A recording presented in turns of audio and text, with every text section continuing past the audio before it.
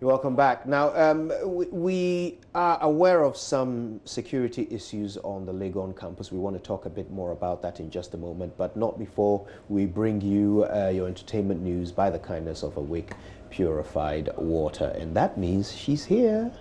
Bex, how you doing? I'm great. How was your weekend? Not bad at all. It's fantastic to see you. What did you do? Oh, gosh. I didn't do much, which is why it was fantastic. Okay. Because I could sleep a lot.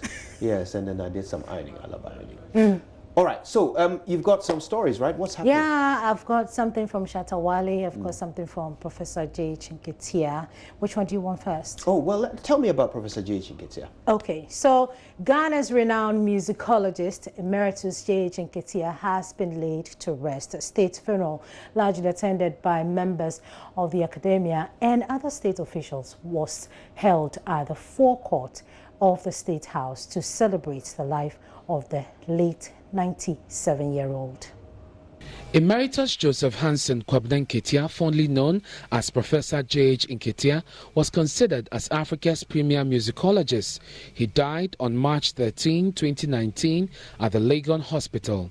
He was eulogized as a legend and an authentic artist and a great man. For President Akufo-Addo, Emeritus J.H. Nketia was a cultural stalwart. His work in the field of music has been globally acknowledged. Indeed, such was his impact that today his concept and interpretation of time and rhythmic patterns in Ghanaian and other African folk music have become the standard for music scholars around the world, complementing that of another Ghanaian music legend, Ephraim Amu, Ura Amu, his mentor, whose work and legacy he sought to embellish and entrench. Such is the quality of the man whose life we are celebrating, and to whom I have the honor of decreeing a state burial, a state funeral, a man who belongs to the ages. Professor Nketia gave us formidable cultural capital to fortify our unique African identity, forge a great Ghanaian nation, and pursue our historic Pan-African vocation. His life's achievement is a salutary message for the youth that the sky is the limit for anyone who wants to work hard. His children described him as an inspiration and an encouragement, a man who was approachable and lived a meaningful life. Reverend Nana Nketia read the tribute on behalf of her siblings. Looking back, the exhortation he shared with us at his 97th birthday lunch last year was his farewell speech. He advised us to continue to live in harmony and to take care of each other. Our father lived a full and a satisfying life. He lived to see his grandchildren and great-grandchildren. Away from that, dancehall artist Charles Niyama Mensah Jr., widely known as Shatawale, says his current stage name was a divine revelation from God. According to him, his decision to rebrand in 2013 was as a result of the voice of God he heard shortly after a prayer to change his name.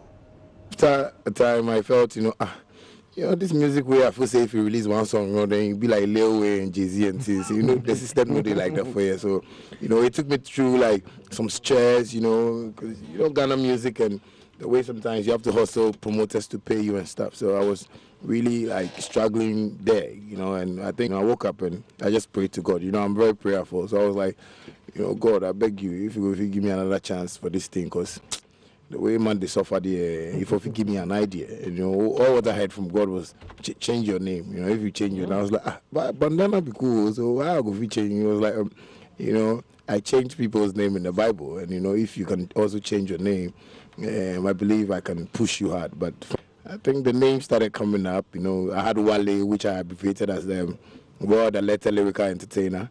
Go again. World what? World Alerted Lyrical Entertainer, or World Acclaimed Lyrical Entertainer.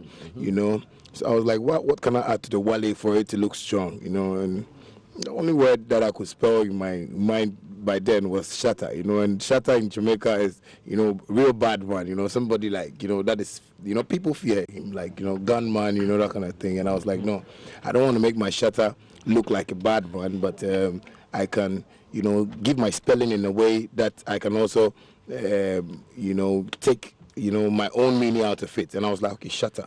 Shattas are serious, so why don't I spell my name S-H-A-T-T-A and make it that meaning? On that note, we end Showbiz here on the AM show. It looks like Shatta Wale.